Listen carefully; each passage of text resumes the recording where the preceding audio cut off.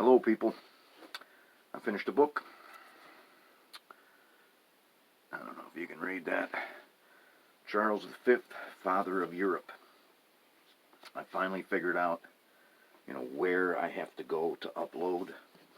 I drive into the town of Onaway, and there's a restaurant there that has Wi-Fi. And if I get a couple of eggs, toast, and biscuit and gravy, it only costs me like $14. And as long as I keep these short, I can upload a whole bunch while I'm there.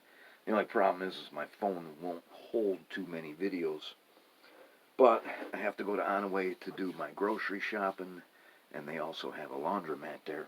So I just got to combine trips. I had wanted to read this for a while, or something like it. This wasn't a great book. At one point I had to check and see, because I read a book about Frederick Barbarossa one time, and this book reminded me so much of that Barbarossa book. I checked the authors, and they're not the same. I know that Barbarossa did more than what they're saying in that book. According to that book, all Barbarossa did was worry about religion and fool around with the Pope. And this book is a lot like that. A lot of Pope information, a lot of Erasmus information, a lot of Luther information, a lot of these conferences and shit like that.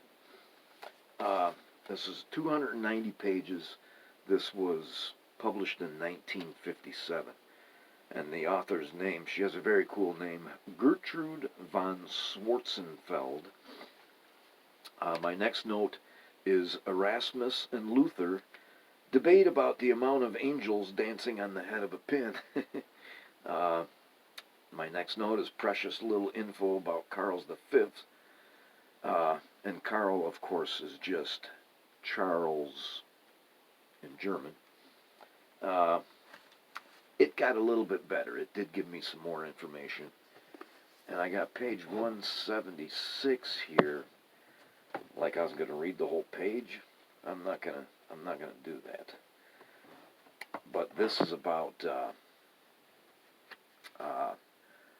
Charles V was not only the Holy Roman Emperor of the Germanic nations, he was also the King of Spain. And so, all that territory was his, including South America, where the Spanish had done what they did. And page 176, I'll just read one paragraph. These orders were often transgressed, and when she says these orders, she's talking about orders to treat the natives compassionately. These orders were often transgressed, it is true, but they set the norm for colonial development. The Christian faith, the guiding principle of Charles V's imperium, became basic in South America too. Charles sent priests and missionaries to accompany every expedition. They preached and spread Christianity throughout the new realm. In return for these spiritual benefits, the new land sent gold, silver, and precious stones, which helped to defend and maintain the Catholic faith in Europe. That's how she looks at the slaughter of the natives of South America. Second paragraph, 178. This is even better.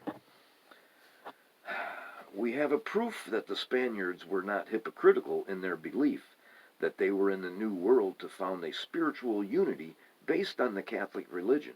We see it in the ultimate results of their colonizing efforts in South America. In spite of all the outrages committed, the Spaniards did succeed in winning a whole continent for Christendom.